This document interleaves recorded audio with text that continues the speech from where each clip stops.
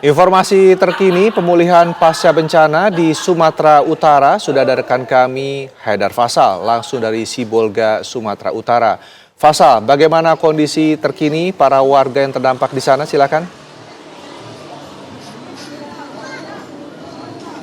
Ya, Rendra dan juga pemirsa, hari ini kami misalkan mencoba untuk meninjau secara langsung salah satu posko pengungsian di kota Sibolga. Kalau kemarin ini kami mendatangi posko pengungsian di Desa Aik Parera, Sibolga Utara. Hari ini kami akan mencoba untuk melihat ke posko pengungsian di jalan permukiman Jalan Murai yang berada di Kelurahan Aik Manis, Kecamatan Sibolga Selatan, yang mana Rendra dan juga pemirsa, ini memang menjadi salah satu wilayah terdampak paling memilukan. Karena mengapa?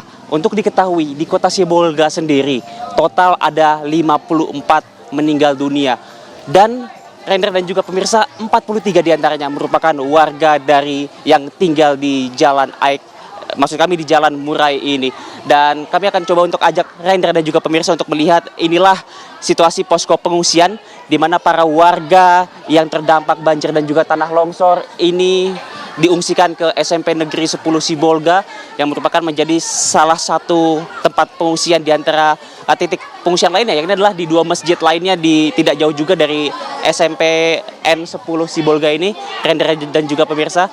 Dan Rendra dan juga pemirsa mungkin bisa lihat inilah situasinya saat ini, sangat ramai sekali oleh para pengungsi. Banyak sekali dari berbagai usia, baik anak-anak, dewasa ataupun ibu-ibu, banyak sekali di sini. Di sini juga ada dapur umumnya. Kalau tadi Rendra bisa lihat, ini adalah dapur umum, tempat di mana biasanya para pengungsi ini melakukan masak-masak bersama, lalu juga untuk kemudian melakukan makan bersama juga bersama dengan para pengungsi yang tinggal di SMPN 10 Sibolga ini. Emang dapat kami informasikan juga, Rendra dan juga pemirsa, bahwa tadi kami sempat berbincang dengan salah satu pengungsi, sejumlah pengungsi, bahwa mengatakan untuk bantuan sendiri memang sudah menyentuh warga yang tinggal di pengungsian ini. Termasuk hari ini banyak sekali aktivitas, ada berbagai bantuan juga datang hari ini, Rendra dan juga pemirsa. Salah satunya mungkin sedang diperlihatkan oleh rekan jurnalis TV One Muhammad Rafi. Ini adalah truk air, di mana baru saja hari ini para pengungsi di sini mendapatkan bantuan air bersih. Karena sebelumnya pemirsa, kami dapat informasikan belum ada air bersih di tempat ini, karena keran air yang berada di sekolah ini informasinya kuning. Lalu juga pada akhirnya kemarin datanglah toren yang dikirimkan oleh Kementerian Pekerjaan Umum, yang kemudian baru hari ini airnya terisi, yang informasinya kami peroleh total ada 2.000 liter per toren. Artinya ini ada 2 toren, jadi ada 4.000 liter air bersih sudah terisi, Rendra dan juga pemirsa, di sekolah SMPN 10 Sibolga ini. Selain daripada itu, Rendra juga bisa lihat di belakang kami juga ada berbagai relawan yang datang. Ini relawan dari DSNI yang merupakan lembaga amil zakat, pemirsa, sedang melakukan trauma healing tadi, berbagai aktivitas bersama dengan anak-anak juga dilakukan, dan saat ini sedang membagikan makanan. Adik-adik, dapat apa adik-adik? Apa ini? Mau ini dapat kue. Seneng nggak dapat kue? Bang. Bahagia. Jangan berantem. Inilah Rendra dan juga pemirsa situasi di sekolah SMPN 10 Sibolga, yang memang meskipun mereka dilanda bencana dan juga sedang didera kesedihan, namun kebahagiaan masih terpancar, Rendra dan juga pemirsa, di mata mereka, terlebih pada saat berbagai bantuan baik dari pemerintah maupun dari para relawan ini datang ke tempat mereka mengungsi. Dan saya akan coba untuk mewawancarai salah satu pengungsi untuk mencari ataupun memberikan gambaran yang lebih jelas terkait dengan kondisi situasi pengungsian selama ini. Sudah ada Ibu Syarifah. Ibu Syarifah. Selamat pagi Ibu Syarifah. Selamat siang. Ibu sejauh ini sudah hampir 3 minggu berarti ya mengungsi di sini. Bagaimana situasi pengungsian saat ini? Apakah masih cukup terasa nyaman atau bagaimana Ibu? Ya, mau tak mau mesti nyaman lah ya Mas ya. Mau kemana lagi? Ya kita diarahkan ke sini ya kita ke sini Mas. Ya sejauh ini aman-aman saja Mas. Ini ramai sekali bantuan datang. Berarti artinya memang sudah cukup bantuan ya Bu ya? Iya, sudah cukup Pak. Untuk bantuan logistik dan juga. Iya, pangan cukup. Tapi apakah ada hal lain yang mungkin sangat dibutuhkan mungkin bagi para pengungsi? Ada Pak, kami kan di sini warga Jalan Murai Ujung masih merasa trauma Pak dengan kejadian itu.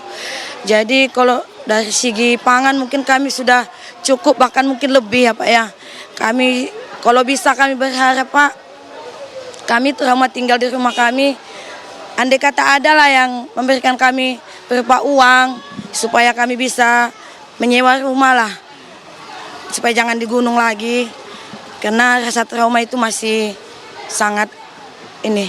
Ibu total di sini Ibu mengetahui gak sih, ada informasi gak sih berapa kakak ataupun berapa jiwa sebetulnya yang mengungsi di posko pengungsian di SMPN 10 Sibolga ini? Kami di sini ada sekitar 55 kakak. Kalau jiwa mungkin hampir 200-an. 200 jiwa menumpuk di satu sekolah ini. Iya benar Pak. Atau ada titik-titik pengungsian lainnya? Ada seperti di Istiqomah, Nurul Huda dan ada musola di atas perumahan. Ya. Untuk kebutuhan air bersih juga lancar ya Pak?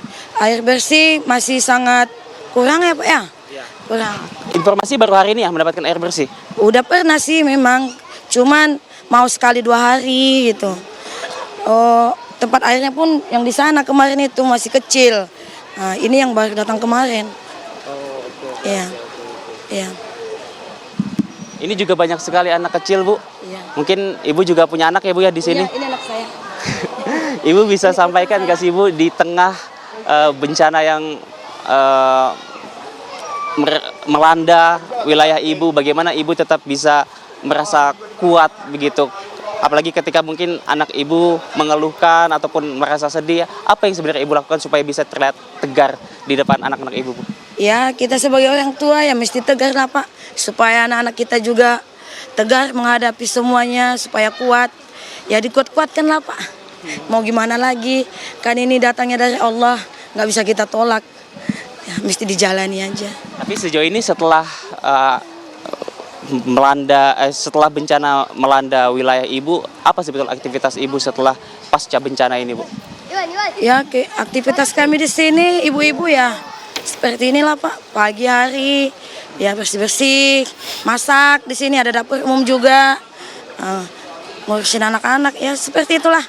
Kalau untuk ekonomi belum jalan. Total ada 6 kelas ya Bu ya ini yang dipakai? Iya belum 6 kelas ya. Baik, terima kasih Ibu Syarifah ya atas informasinya.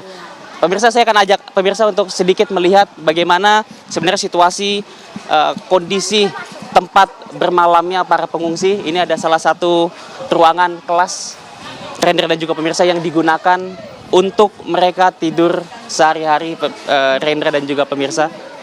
Inilah penampakannya di dalam suatu ruangan kelas para pengungsi secara bersamaan tidur di sini. Halo Ibu.